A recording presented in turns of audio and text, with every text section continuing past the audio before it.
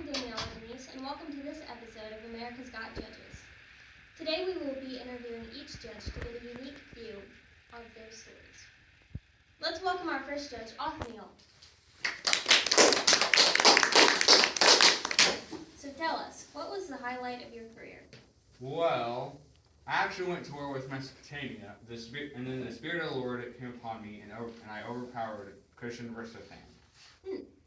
Wow, that's very impressive. Did you do anything else with your life? I governed Israel for 40 years, and then I died. Oh. Well then, Othniel, thank you for your exciting story. Next! Up next, we have Ehud. So Ehud, can you tell us a little bit about your story? Well, Eglon was a bad ruler, and after 18 years of suffering, the Israelites cried out to the Lord, and the Lord raised me up to deliver them. So I made this super cool double-edged sword, and I strapped it to my right thigh. Then I went to the palace to give Eglon his tribute. When they searched me for weapons, they didn't search my right side, because they didn't know I was left-handed. And so I got to the palace with my super cool sword. King Eglon, I have your tribute. Oh, yay! Here you go. By the way, I have a secret message from God for you. Guards, lead. First aid checkup.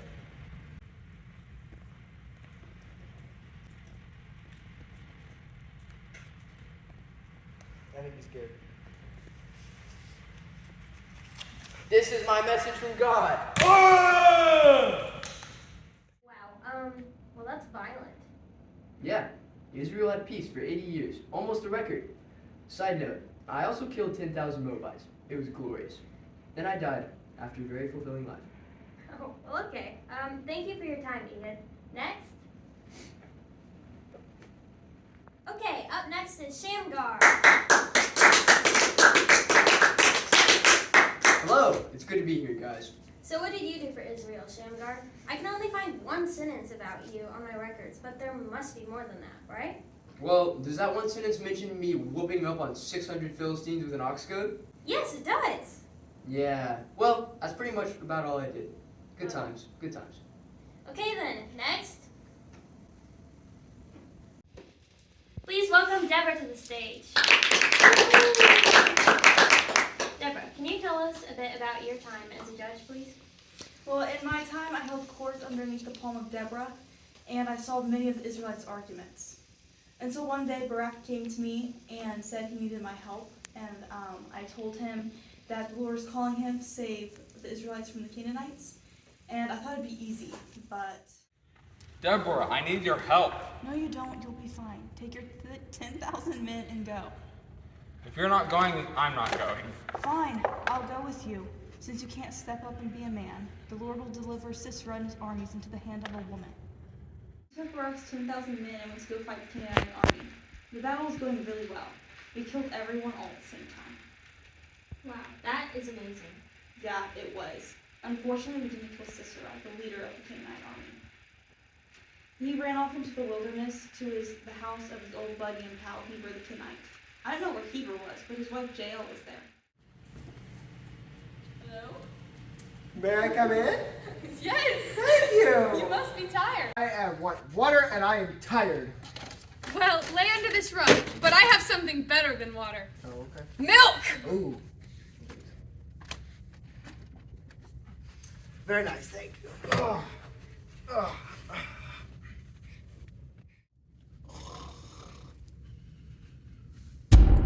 Hey, have you seen that? Oh, found him. That is how the Lord delivered us from the Canaanites. We had peace for 40 years after that. Oh my goodness, that is truly incredible. Thank you for coming and joining us today, Deborah. Next! Alright, the fifth judge we will interview is Gideon.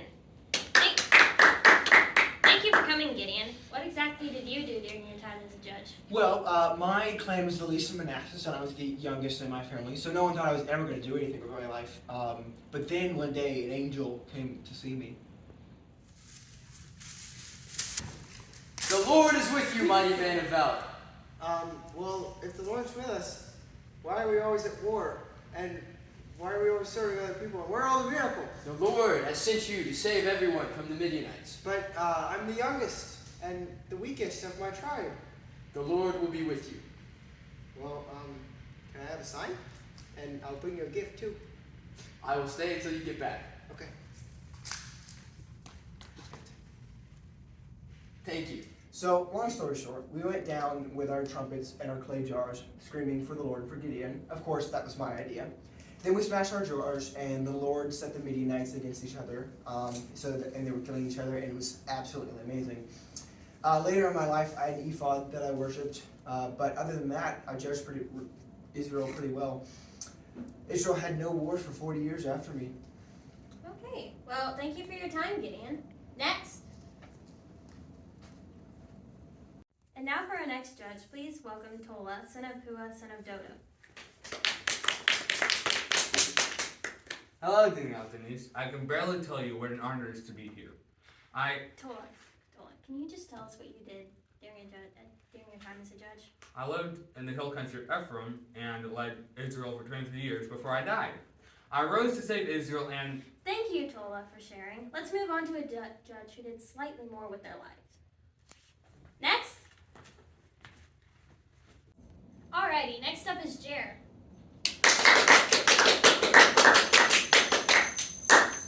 Jer, how did you spend your 22 years leading Israel? Well, according to the writer of Judges, the most important thing I did with my life was have 30 sons, and I had 3 donkeys for them to ride. Oh, and I also had 30 talents. Okay, well, thank you for coming. Next. Let's welcome our 8th judge, Jephthah.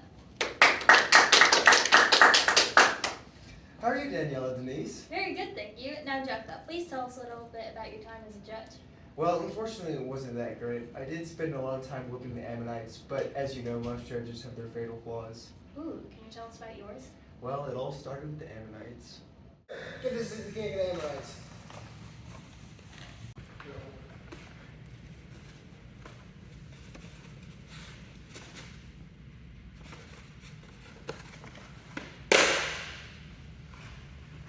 Sir, they ignored your message.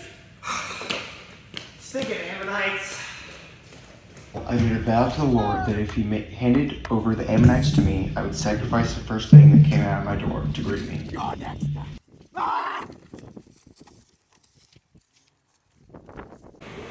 Father, you're home! No! My only daughter! What's wrong? I have to sacrifice you now. Oh, well, can I go spend 2 months in the wilderness with my friends? Sure. Okay. That's so sad. Maybe I should go see a counselor. Next! Now, since we're running out of time and I still have to interview a major judge, we are going to do a 3-in-1 interview with Ibzan, Abdon, and Elon.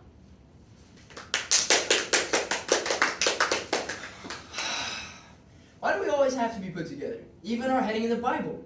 I know. It's so annoying. Anyway, Ibzan, let's start with you. What is the most important thing you did in your lifetime? Well, I got my 30 sons married to a bunch of cute girls, and I got my 30 daughters married to a bunch of guys. And? Well, then I judged Israel 7 years and died.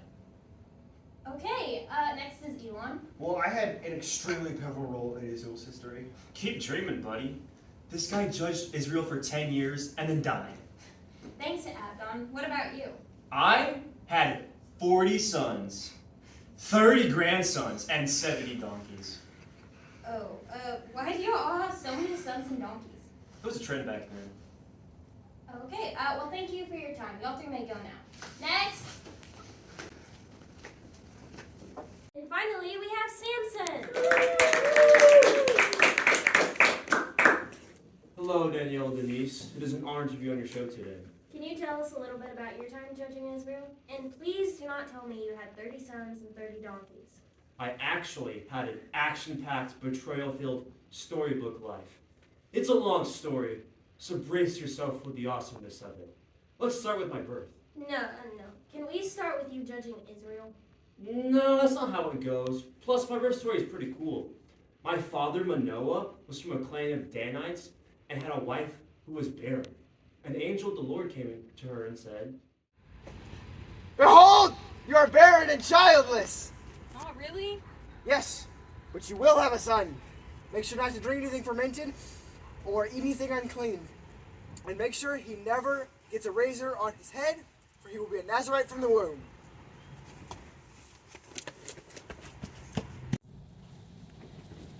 Manoah, there was an angel talking. No way. Yes way.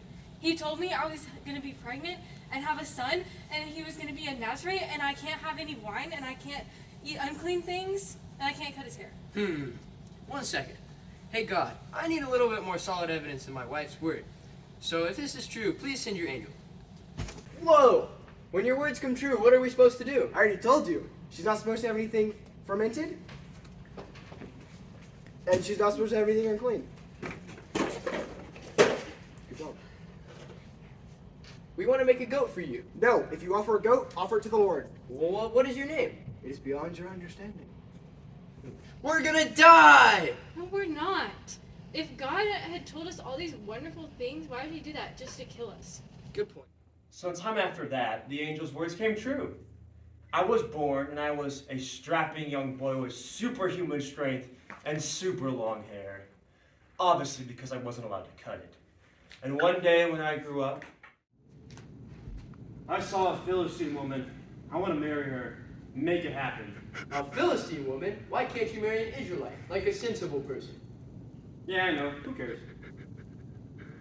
I won, of course, so my parents went down with me to Timnah to talk to her parents. On the way, this crazy thing happened. I saw a lion, and I completely shredded it with my bare hands. My parents didn't see me do it, though. The next time we went down there, I saw that some bees had made honey in the carcass of a lion. So I ate some of it, and gave some to my parents, and they ate it as well. They didn't know that I took it from a dead carcass, though. Well, anyway, my wedding day rolled around, and I was talking to these Philistine dudes. Tell you what, Philistines, I'm gonna give you a riddle. And if you could solve it in a week, I'll give you 30 linen garments and 30 changes of clothes. If you can't, you'll have to give the same to me. Deal. We've got 1 week to figure this out. Okay, here's the riddle. Out of the eater came something to eat. Out of the strong came something sweet. Good luck. Toodles! I have no clue. We can't give this big-headed Israelite 30 garments. They worked on it for 3 days and couldn't solve it. Finally, they stooped to low measures, even for them. Yes. I have a great idea. We can go ask his wife. Yes. Great plan.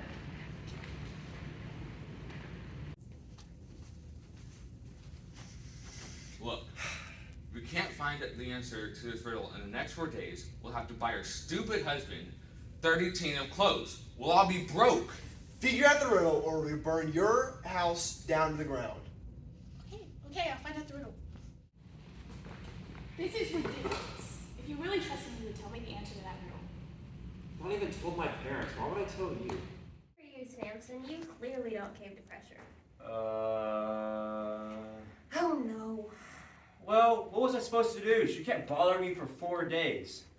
Then, of course, she went and told those stinking Philistines. Well, have you figured out the riddle yet? Actually, as a matter of fact, we have. What is sweeter than honey and what is stronger than a lion? Wow, that's almost word for word what I told my wife.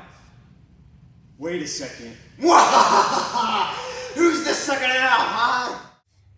Don't worry, I got back at them. I just killed 30 Philistine dudes, stole their clothes, and gave them to those Philistine dudes. Perfect problem solving on my part, don't you think? I guess so. Yeah, so meanwhile... Samson, while you were gone, your father-in-law gave your bride to your best man. What? That little Philistine's gonna get it!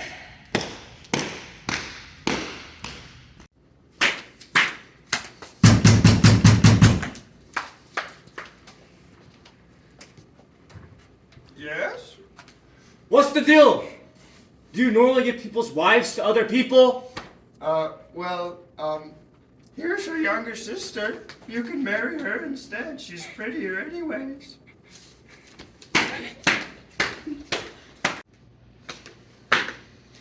This time, what I do to the Philistines, they've brought upon themselves. What did you do? I took 300 foxes tied their tails to torches, and set them in the Philistines' grain fields.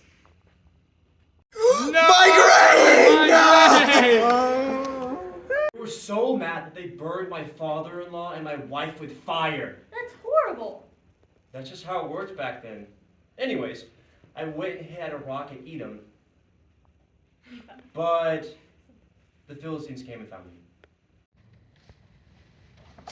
Where is Samson? They brought me to them, and with my consent, they gave me over to the Philistines. However, I had super strength from God, and I killed 1,000 Philistines with the jawbone of a donkey. I then judged Israel for 20 more years. But wait, there's more. Now we get to the good part. I fell in love with a woman named Delilah.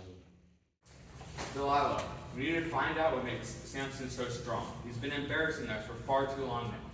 If you find out, we'll each pay you 1,100 silver shekels. That sounds like a lot of money. I'm in. Samson, what makes you so strong?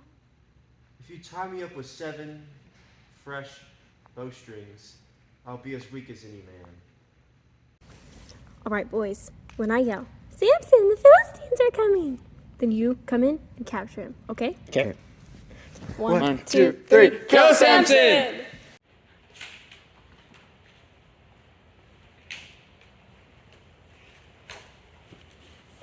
the Philistines are coming!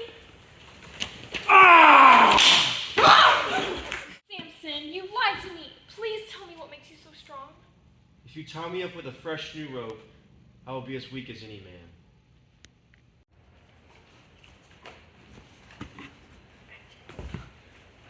Samson, the Philistines are coming! Samson, this is the 3rd time they've lied to me and made a fool of me. What makes you so strong? Come on, Samson. Why do you keep telling her stuff? Her plan was so obvious. Everybody does stupid stuff for love. Now shush. The story isn't over. Take 7 braids and put them in a loom and pin them together. I will be as weak as any man.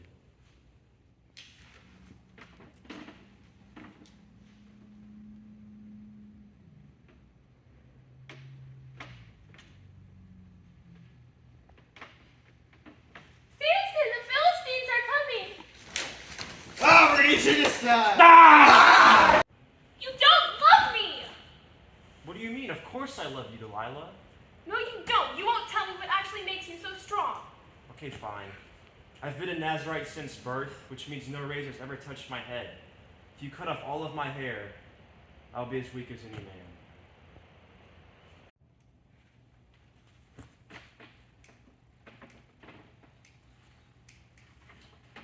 Samson, the Philistines are coming!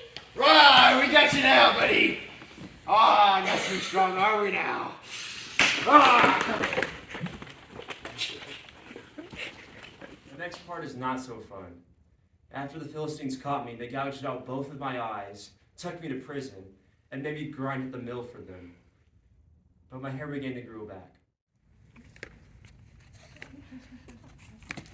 Samson, come on. The rulers want to show you off to all the people. Boy, place my hands on the pillars and run out of here as fast as humanly possible.